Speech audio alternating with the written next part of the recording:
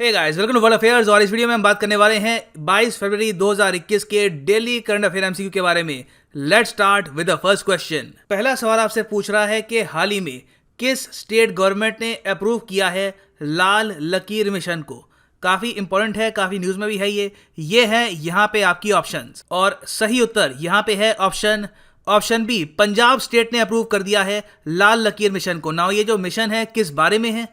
ना first of all जो ये वर्ड है यहाँ पे लाल लकीर, इसका मतलब होता है कि गांव का वो एरिया जहाँ पे आप एग्रीकल्चर नहीं करोगे, वहाँ पे लोग ज़्यादातर रहते हैं। अब ये जो लाल लकीर एरिया, प्रॉब्लम ये है कि ज़्यादातर ये जो एरिया है ये रजिस्टर्ड होता नहीं है और इसको प्रॉपरली बेच पाना काफ़ी मुश्किल होता है।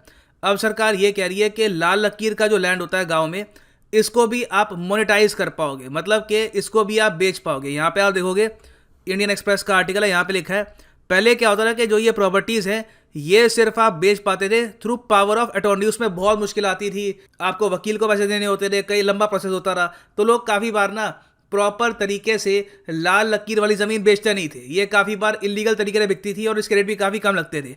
अब इन्होंने ये कर दिया है कि इसकी प्रॉपर रजिस्ट्रेशन होगी, विलेजर्स प्रॉपर तरीके से इन द फ्यूचर ये प्रॉपर्टीज रेंट पे दे सकते हैं, बेच सकते हैं। एक प्रॉपर यहाँ पे मैं कहूँगा मोनेटाइजेशन हो पाएगी इस ज़मीन की और इससे गांव वालों को भी काफ़ी फायदा होगा। तो याद रखिएगा, लाल लकीर मिशन जो है ये हाल ही में अप्रूव किया गया है पंजाब के लिए। आगे बढ़ते हैं अगले प्रश्न की तरफ। यहाँ पे आपसे पूछा जा रहा है कि एनटीपीसी ये शुरू करेगा अपने आप में भारत की पहली premium hydrogen fuel bus service. आपको बताना है कि ये किस इंटरसिटी रूट पर ये प्रीमियम बस सर्विस चलेगी। ये हैं यहाँ पे आपकी ऑप्शंस। सही उत्तर यहाँ पे है ऑप्शन डी, दिल्ली जयपुर। देखिए ये अपने आप पे बहुत यूनिक बात है। यहाँ पर आप देख पाओगे ये एक प्रीमियम हाइड्रोजन फ्यूल बस है। हाइड्रोजन फ्यूल बस एनवायरनमेंट के लिए किसी वरदान से कम नहीं होती, इससे पोल्यूशन ना के बराबर होगा। और इससे पहले आप अगर देखो तो ऐसे बस के रूट की टेस्टिंग हुई थी मुंबई में। अब प्रॉपर इसका एक रूट खोलेंगे दिल्ली जयपुर रूट में। तो याद रखिएगा, बहुत ही इंपॉर्टेंट है ये। मैं कोशिश करूंगा कि इस टॉपिक पर एक डेडिकेटेड वीडियो आपके लिए लेके आऊँ और आपको समझाऊं कि यहाँ पर ये इतना इंपॉर्टेंट क्यों है। और बाय द वे एनटीपीसी की फुल फॉर्म जान लो, ये है National Thermal Power Corporation Limited. So आगे बढ़ते हैं अगले प्रश्न की तरफ। यहाँ पे आपसे पूछा जा रहा है रिसेंटली किस सिटी में श्री गुरु रविदास विश्व महापीठ राष्ट्रीय अधिवेशन आयोजित किया गया था। ये हैं यहाँ पे आपकी ऑप्शंस। सही उत्तर यहाँ पे है ऑप्शन सी, न्यू दिल्ली में। और एग्जाम पर्सपेक्टिव से ये वेरी इंपॉर्टेंट इसलिए है क्योंकि प्रेसिडेंट ऑफ इंडिया ने यहाँ पर एक स्पीच दिया है, इन्होंने एड्रेस किया है इसको। और गुरु रविदास जी के बारे में मैं आपको अगर बताऊं तो ये बहुत ही महान शख्सियत थी। ये एक पोएट थे, संत थे, सोशल रिफॉर्मर थे, अपने आप में स्पिरिचुअल फिगर थे भक्ति मूवमेंट के। इनका एक खुद का रिलीजन भी शुरू हो गया था रविदासिया, जो 15 से लेकर 16 सेंचुरी तक काफ़ी फ्लरिश किया। और यहाँ पे आप देख पाएंगे सोर्स के लिए ये ऑल इंडिया रेडियो का आर्टिकल भी है। सो आगे बढ़ते हैं अगले प्रश्न की तरफ। यहाँ पे आपसे पूछा जा रहा है कि 30वां एड्रियाटिक पर्ल टूर्नामेंट ये हो रहा है इस वक्त किस कंट्री में। ये हैं यहाँ पे आपकी ऑप्शंस। ऑब्वियसली ये यूरोप में ही हो रहा है और सही उत्तर यहाँ पे है ऑप्शन बी, मॉन्टेनीग्रो में। अच्छा, ये इंपॉर्टेंट क्यों है? इंपॉर्टेंट ये है क्योंकि इस टूर्नामेंट पे इंडियन बॉक्सर्स ऑलरेडी काफ़ी गोल्ड मेडल जीत चुके हैं और बताया जा रहा है कि इंडियन बॉक्सर्स यहाँ पे बहुत मेडल जीत के आएंगे। ये एक तरीके का आप कह सकते हैं ट्रेनिंग टूर्नामेंट है टोक्यो ओलंपिक से पहले। और मॉन्टेनीग्रो को मैप पे दिखाने से पहले आपको ये बता दूं कि मॉन्टेनीग्रो है एक बाल्कन देश और कैपिटल है यहाँ पर पोदगोरिका, और मॉन्टेनीग्रो एक नेटो कंट्री भी है। सो यहाँ पे आप देख पाएंगे ये है एशिया का मैप और ये है हमारा प्यारा भारत। और यहाँ पे आप देखेंगे ये यूरोप है। नाउ यूरोप में मॉन्टेनीग्रो देखो हमेशा मुझे बहुत ही एक अनोखा देश लगता है। अनोखा इसलिए मैं आपको बताता हूँ। देखो मॉन्टेनीग्रो की करेंसी है यूरो, मगर ये यूरोजोन का पार्ट नहीं है, ना ये यूरोपियन यूनियन का मेंबर है। आप सोच कर देखिए, मगर तब भी दुनिया में सिर्फ गिने चुने देश हैं, एक्चुअली 2 देश हैं, मुश्किल से 2 देश हैं जो यूरोपियन यूनियन का पार्ट ना होकर भी ना खुद ही यूज़ करना स्टार्ट कर दिया उन्होंने यूरो करेंसी। तो उनमें से एक है मॉन्टेनीग्रो। दूसरा देश कौन सा है? देखो दूसरा देश एज एन इंडियन मैं उसको कंट्री मान नहीं सकता क्योंकि गवर्नमेंट की पॉलिसी नहीं है।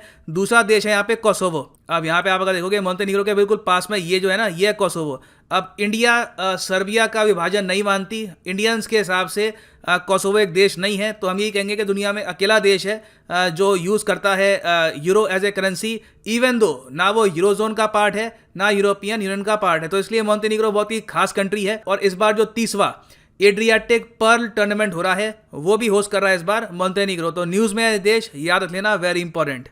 सो चलिए आगे बढ़ते हैं। यहाँ पे आपसे पूछ रहे हैं कि कंट्रीज फर्स्ट डिजिटल यूनिवर्सिटी, हमारे देश की पहली डिजिटल यूनिवर्सिटी ये इनॉग्रेट की गई है हाल ही में, किस राज्य में? ये है यहाँ पे आपकी ऑप्शंस। सही उत्तर यहाँ पे है ऑप्शन ए, केरला में। यहाँ पे आप देखोगे टाइम्स ऑफ इंडिया का आर्टिकल है, देश की पहली डिजिटल यूनिवर्सिटी ये इनॉग्रेट की जा चुकी है in the state of Kerala.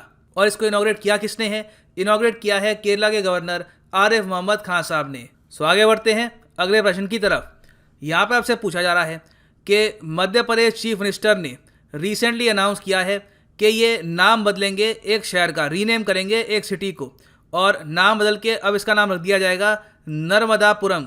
ठीक है, आपको बताना है कि इनमें से किस शहर का नाम बदल के नर्मदापुरम रखा जाएगा मध्य प्रदेश के चीफ मिनिस्टर द्वारा। ये है यहाँ पे आपकी ऑप्शंस। सही उत्तर यहाँ पे है ऑप्शन सी, होशंगाबाद। यहाँ पे आप अगर देखेंगे होशंगाबाद को रीनेम किया जाएगा नर्मदापुरम।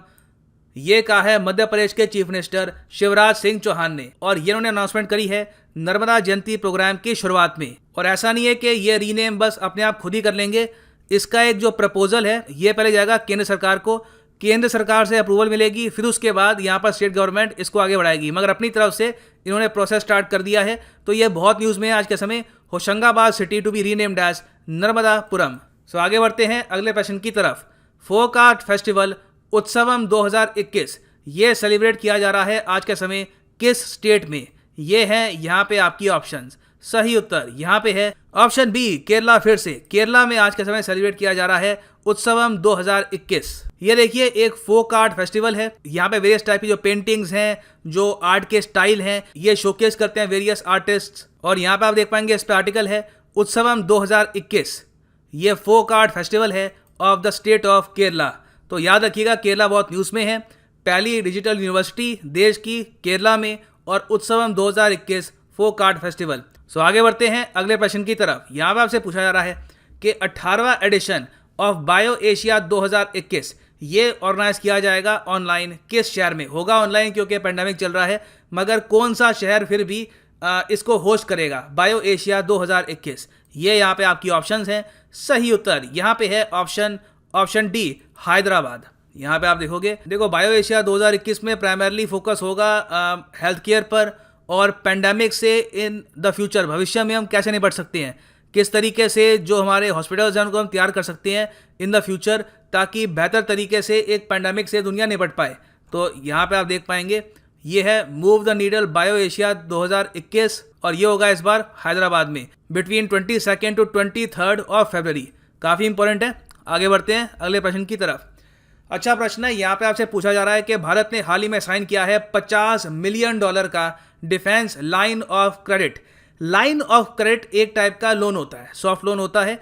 इसका मतलब ये, अगर मान लो किसी देश को आप देते हो $50 मिलियन का line of credit in defence, तो आप उनको ये कह रहे हो कि कोई भी डिफेंस की आइटम आपको परचेज करनी है तो हमारे देश से आप परचेज कर सकते हो, पेमेंट आराम से करते रहना। वो डिपेंड करता है यहाँ पे कंडीशंस क्या है, 15 साल 10 साल का पेमेंट करनी है, इंटरेस्ट रेट क्या है, वो ज़्यादातर काफ़ी इसमें रिलैक्स्ड होता है। तो आपको बताना है कि इंडिया ने जो ये $50 मिलियन का लाइन ऑफ क्रेडिट है ये किस इंडियन ओशन कंट्री के साथ साइन किया है।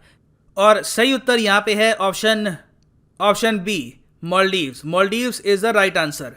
हमारे जो विदेश मंत्री हैं एस जयशंकर, ये आज के समय मालदीव्स यात्रा में है, और इन्होंने यहाँ पे बहुत से एग्रीमेंट साइन किए हैं। उनमें से एक है $50 मिलियन का line of credit for defence capabilities.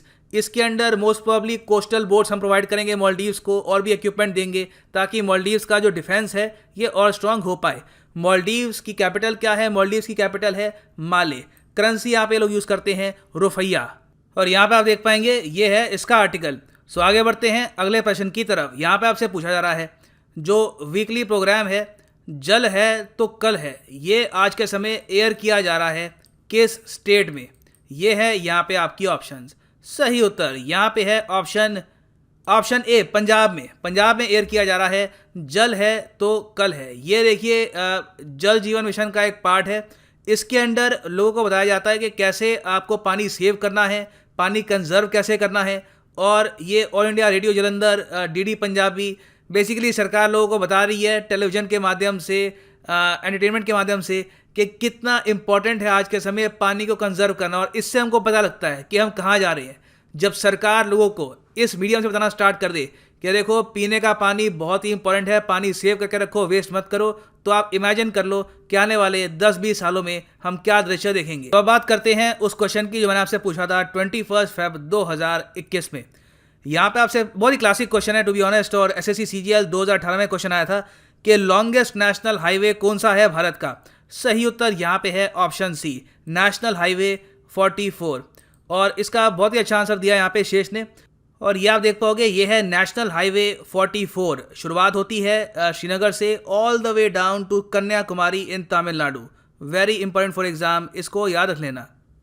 सो अब बात करते हैं आज के प्रश्न के बारे में। क्लासिक क्वेश्चन है, बहुत अच्छा क्वेश्चन है, एसएससी सीजीएल 2017 में आया था और टेस्ट करेगा आपकी नॉलेज को। बिश्नोई मूवमेंट ये शुरू करी गई थी इनमें से किसके खिलाफ लड़ने के लिए? जो पेड़ काटे जा रहे हैं उसको रोकने के लिए, जो इनइक्वालिटी होती है विमेन के अगेंस्ट उसको रोकने के लिए, जानवरों की किलिंग को रोकने के लिए, या फिर पोल्यूशन को रोकने के लिए? बिश्नोई मूवमेंट इनमें से किससे रिलेटेड है? कमेंट सेक्शन में करो आंसर, और सही आंसर इसका मैं आपको दूंगा कल की वीडियो में। किसी का answer by the way comment section में आपको अच्छा लगे तो उनके आंसर को एनकरेज करिए, लाइक करिए, स्प्रेड द पॉजिटिविटी। ये है अंत आज की वीडियो का। मिलता हूँ आपसे कल सुबह। Thanks for listening, God bless you all.